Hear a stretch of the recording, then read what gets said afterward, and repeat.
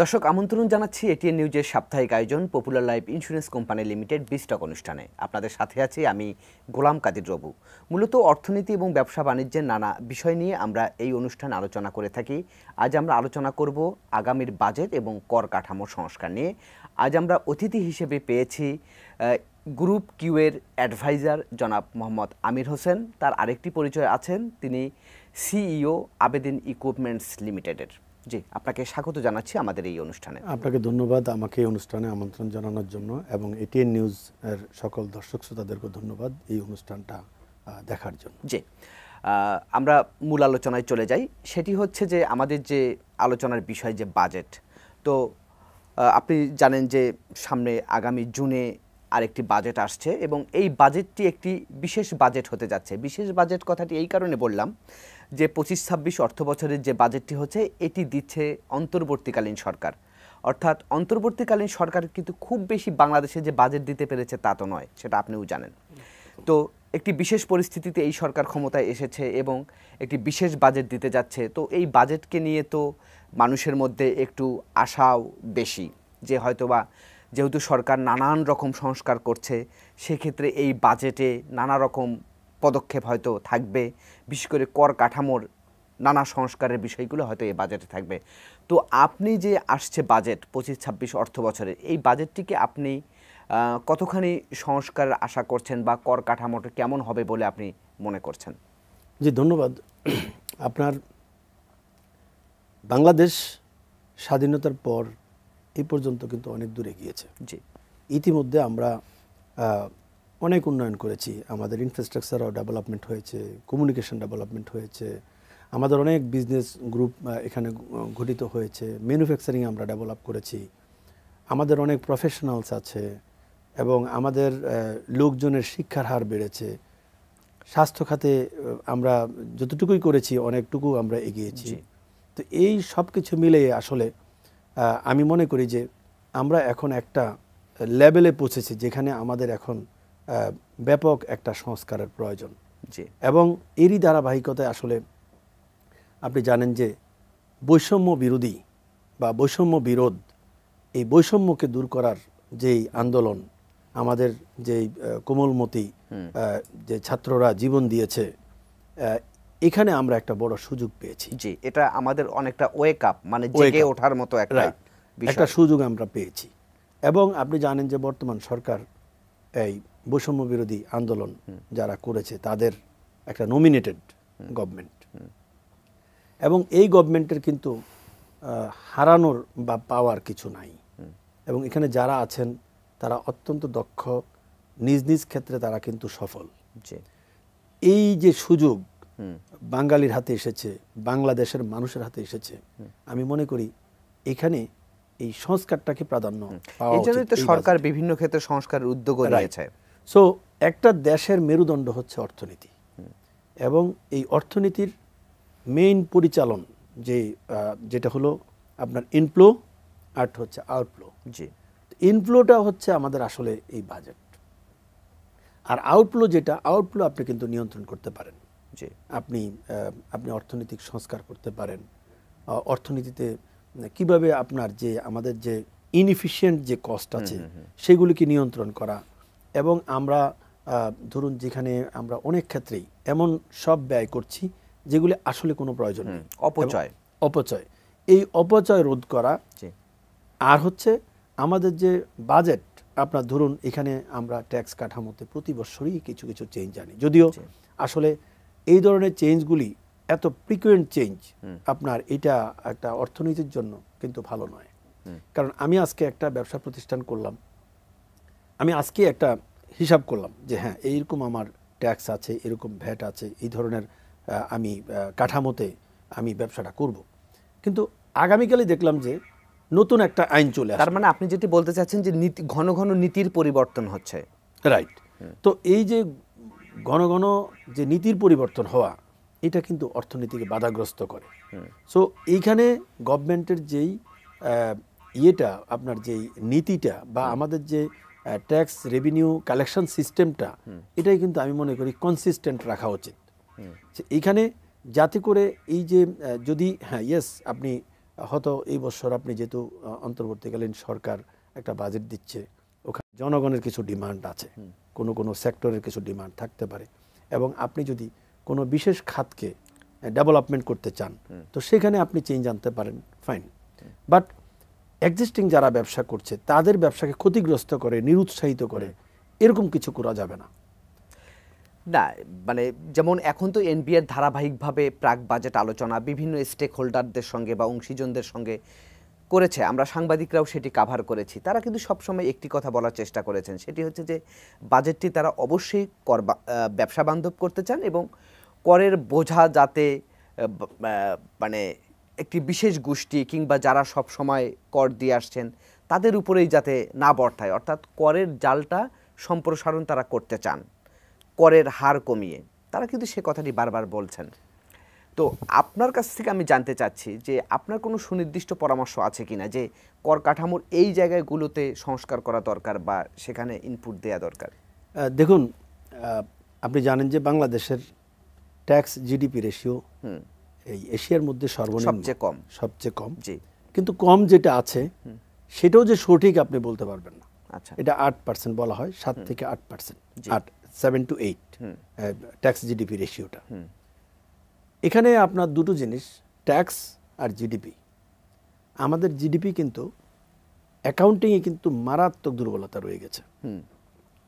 Private sector, private service, even আপনার ধরুন আমাদের অনেক গ্রামে গঞ্জে আপনি দেখবেন যে এমন সব দোকান, ব্যবসা প্রতিষ্ঠান আছে যেখানে ইভেন বছরে কোটি টাকার উপরে তাদের লেনদেন হচ্ছে, কিন্তু এটা আপনি যে দেখেন যে তার ট্যাক্স ফাইল নাই।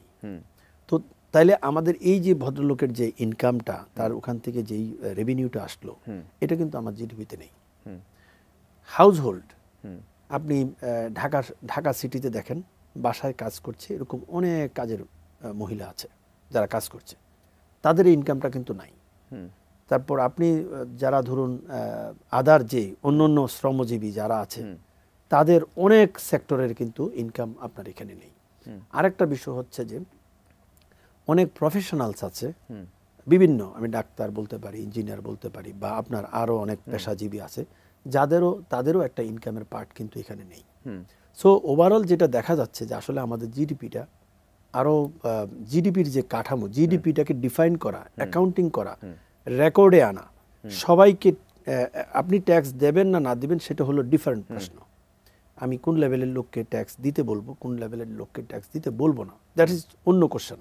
বাট আপনি যেই পেশাজীবী হন, আপনার একটা ব্যবসা প্রতিষ্ঠান আছে, আপনার ট্রেড লাইসেন্স আছে, আপনার ইনকামটা ডিক্লেয়ার দিতে হবে। এবং সেটার জন্য আমি মনে করি এখন আপনার ক্ষুদ্র একজন ব্যবসায়ী যে কিনা আপনার মাছের ব্যবসা করে, ধরুন আড়তে মাছের ব্যবসা করে, সে কিন্তু টাকাটা ক্যাশে দেয় না, সে কিন্তু বিকাশের মাধ্যমে পেমেন্ট করছে। এখন ওই যার থেকে মাছটা কিনলো সে কিন্তু নিজে যাচ্ছেও না, ওখানে ট্রাক পাঠিয়ে দিচ্ছে, বিকাশে পেমেন্ট করছে। সো এখানে বিকাশ বলেন, রকেট বলেন, ব্যাংক অ্যাকাউন্ট বলেন, ব্যাংক ট্রানজ্যাকশন বলেন, এটাকে যদি আমরা এই ট্যাক্স অটোমেশন সিস্টেমে না আনতে পারি তাহলে আপনার এই আমাদের জিডিপিও সঠিক হবে না এবং আমাদের ট্যাক্স জিডিপিও বুঝতে পারবো না। না, আপনি একটি কথা বলছিলেন যে বিভিন্ন পর্যায়ের মানুষদেরকেও করের মধ্যে আনতে হবে। তো আমি আরেকটি বিষয় আপনাকে জানাই, সেটি হচ্ছে কিছুদিন আগে এনবিআর এর চেয়ারম্যান একটি কথা খুবই কি বলবো হতাশার সুরে বললেন যে আমাদের এখানে টিআইএন, ট্যাক্স আইডেন্টিফিকেশন নম্বর, সেটি মানে 1 কোটি মানুষের মতো এই নম্বরটি আছে, বাট কর দিচ্ছেন, রিটার্ন দিচ্ছেন প্রায় 40 লাখের মতো।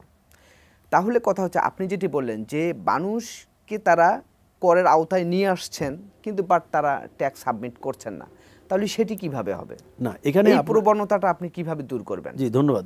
এখানে বিষয়টা হচ্ছে কি, আপনাকে ইন্টিগ্রেটেড সিস্টেম আসতে হবে। ইন্টিগ্রেটেড সিস্টেম হলো, একটা হলো আপনাকে ওই যে আমরা বিভিন্ন যখন কোনো ফর্ম ফিল আপ করি তখন ওখানে বলা হয় কিছু ম্যান্ডেটরি ফিল্ড, যে আপনি যদি ওই ম্যান্ডেটরি ফিল্ডটা ফিল আপ না করেন তাহলে আপনি সাবমিশনে যেতে পারবেন না, লাস্টের দিকে যেতে পারবেন না।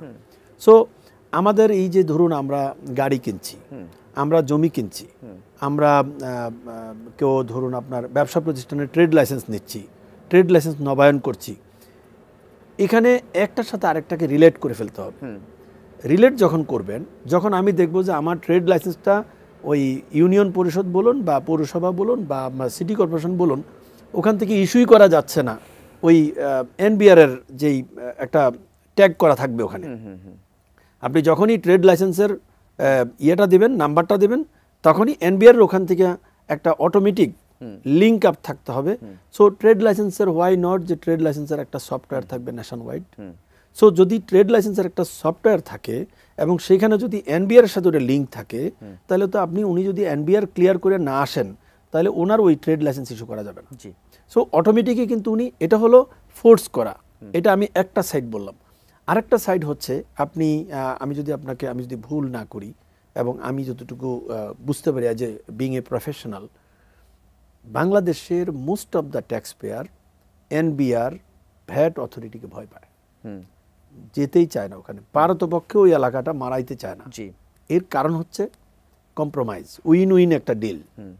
তো এখন এখানে বিষয়টা আমি এনবিআর এর যে কর্মকর্তা তাকেও দোষ দিব না, আমাদের ট্যাক্স পেয়ারদের মানসিকতাও এখানে একটা প্রবলেম।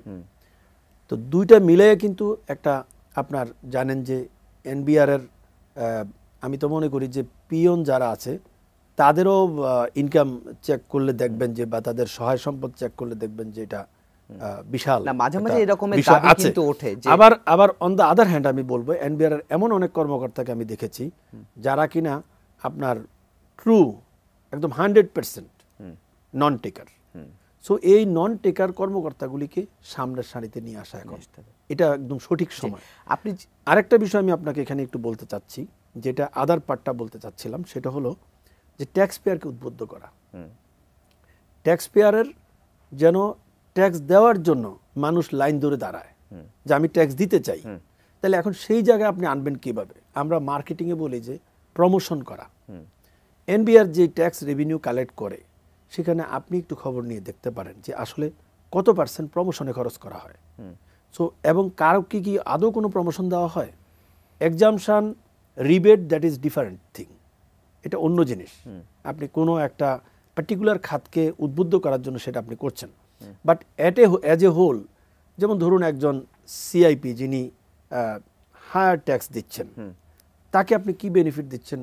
কোন ফ্লাইওভারে চড়তে গেলে তাকে আপনি ইয়ে নেবেন না? ইন্টারাপ্ট করি আপনাকে, সেটি হচ্ছে যে আপনি কিছুক্ষণ আগে বলছিলেন যে ইউনিয়ন পরিষদের যেখানে বিভিন্ন ব্যবসায়ী বা বিভিন্ন শ্রেণীর মানুষ যেখানে লাইসেন্সের জন্য যাচ্ছে, সেখানে এনবিআর অফিসের সঙ্গে একটা ট্যাগ করা থাকবে, তাই তো?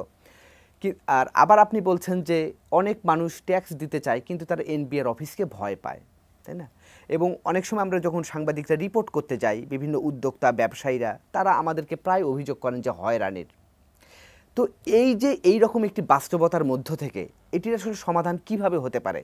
এই যে হয়রানি, ভয়, এইসব এবং নানান রকম ইললিগেল যে বিষয়গুলো থাকে সেগুলোকে পাশ কাটিয়ে কিভাবে একটা সুন্দর কর সিস্টেম করা যায় বা কিভাবে এটি দূর করা যায় এই হয়রানিটা, এই ব্যাপারে আপনার কাছ থেকে একটু জানবো। তবে তার আগে নিচ্ছে ছোট্ট একটি বিরতির পরে এসে আপনি একটু বিস্তারিত এটা বলবেন যে এই জায়গা থেকে আমরা আসলে কীভাবে বেরিয়ে আসতে পারি। দর্শক, আপনারা দেখছেন popular life insurance company limited বিস্টক। এবার নিচ্ছি ছোট্ট একটি বিরতি, আমাদের সঙ্গেই থাকুন।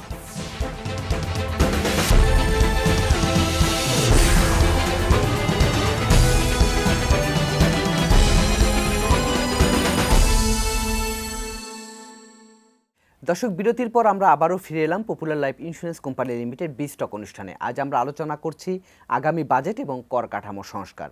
আজ আমরা অতিথি হিসেবে পেয়েছি গ্রুপ কিউ এর অ্যাডভাইজার জনাব মোহাম্মদ আমির হোসেন। যে আপনাকে বিরতির পর আরেকবার স্বাগত জানাচ্ছি। যে বিরতির আগে আমি একটি প্রশ্ন করেছিলাম আপনাকে, সেটি হচ্ছে যে এই যে কর দেওয়ার ক্ষেত্রে যে হয়রানি এবং ট্যাক্স অফিস বা এনবিআরে যেতে মানুষ যে ভয় পায়, এই রকমের আলোচনা কিন্তু মানে অনেক দিন ধরে চলে আসছে, কিন্তু এগুলোর তো কোনো সমাধান নাই।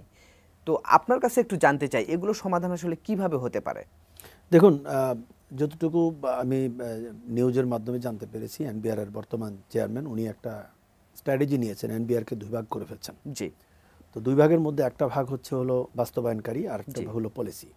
ইটস ভেরি গুড ইনিশিয়েটিভ আমি বলবো। এখন একটা বিষয় আমাদের নিশ্চিত করতে হবে, যে সেটা হলো যে যেমন ধরুন আপনি যদি আমেরিকা, কানাডা বা অস্ট্রেলিয়ার কথা বলেন, সেখানে পাড়া মহল্লায় কিছু ট্যাক্স অফিস আছে। আচ্ছা, এই ট্যাক্স অফিসগুলি কিসের?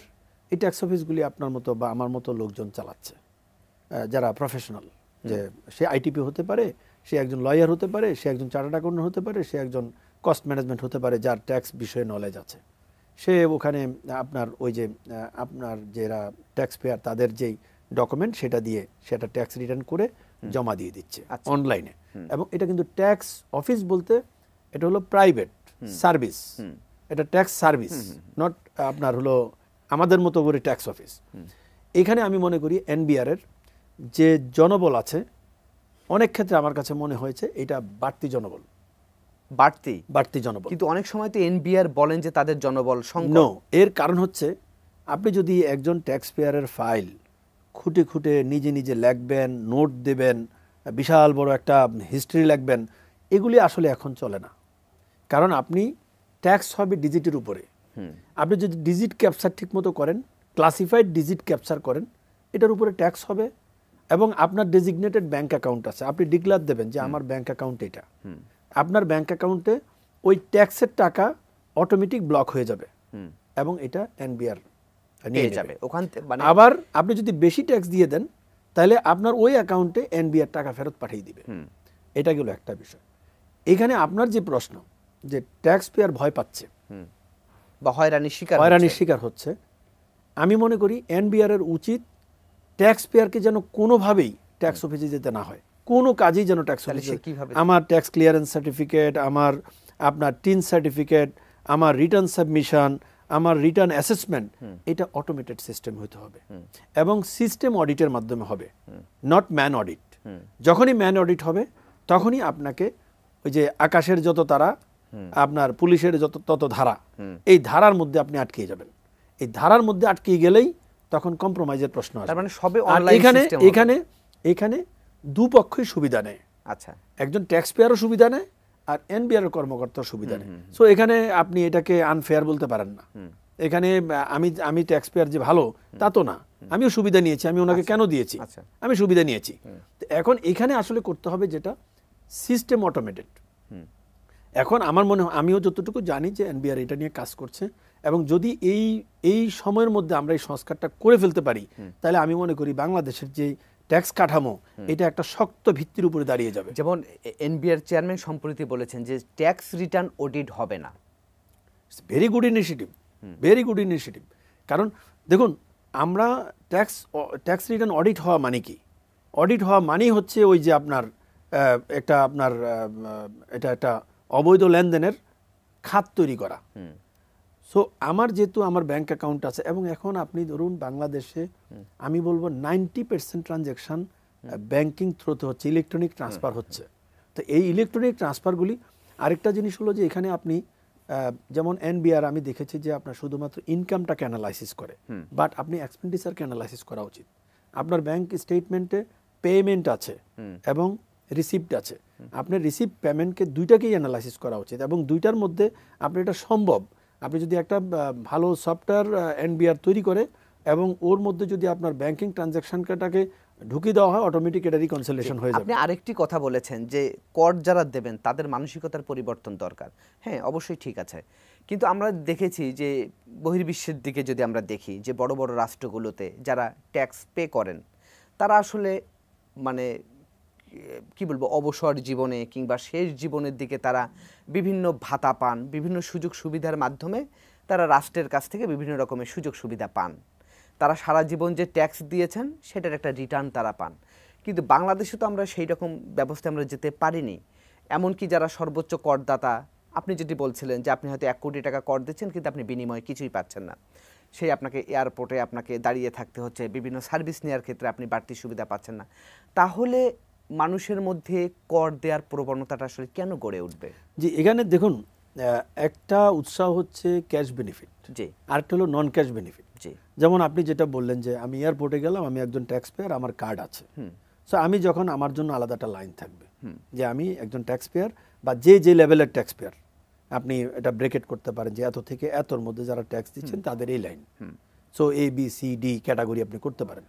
তো তাহলে পরে আমি যখন দেখবো যে আমার জন্য একটা ডেজিগনেটেড লাইন আছে ওখানে, একবার যদি আমি এই সুবিধাটা এনজয় করি তখন কিন্তু আমি 10 বার ভাববো যে আমি ওই ট্যাক্স ব্রেকেটে থাকবো না নিচে নেমে যাব, কিংবা আমি পরের ট্যাক্স ব্রেকেটে যাবো কিনা।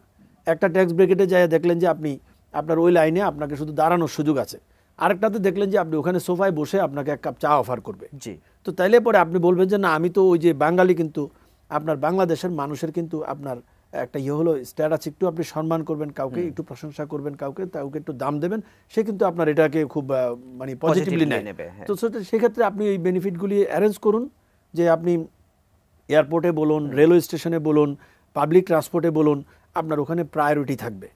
তো যখন এই জিনিসগুলি থাকবে, গভর্নমেন্ট কিছু এখানে আমি মনে করি এনবিআর এর একটা বাজেট এখানে অ্যালোকেশন করা উচিত, এবং এটা যেন আবার মিস ইউজ না হয়। দেখা গেল যে ট্যাক্স পেয়ারকে দেওয়ার পরিবর্তে ওইটা আবার কেউ মেরে দিল, তো সেটা যেন না হয়। সো দ্যাট আপনাকে অবশ্যই কার্ডটা পাঞ্চ করতে হবে।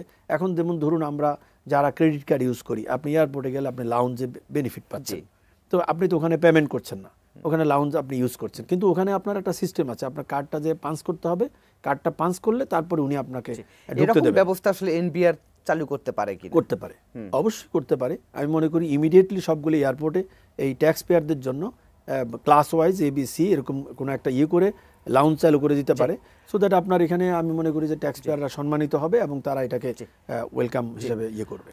আপনি আমাদের সঙ্গে থাকুন, আমরা আরও আপনার সঙ্গে আরও আলোচনা করব, আরও কথা শুনবো, এবং কিভাবে কর কাঠামোটাকে আরও জনবান্ধব করা যায় এই ব্যাপারে আপনার পরামর্শ শুনবো।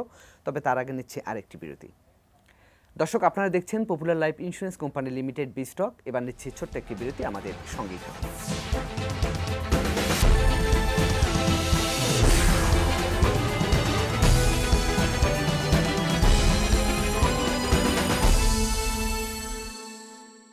দর্শক, বিরতির পর আবারও ফিরে এলাম popular life insurance company limited B stock অনুষ্ঠানে। আজ আমরা আলোচনা করছি আগামী বাজেট এবং কর কাঠামো সংস্কার নিয়ে। যে বিরতির আগে আপনার কাছে একটু প্রশ্ন করেছিলাম, সেটি হচ্ছে যে এই যে বাজেট তো আসে, বাজেট আসলেই একটা আলোচনা হয় কালো টাকা সাদা করার সুযোগ, কিন্তু সরকার এই সুযোগটি দেওয়ার পরেও দেখা যাচ্ছে যে এই সুযোগটি মানুষ নিতে চায় না।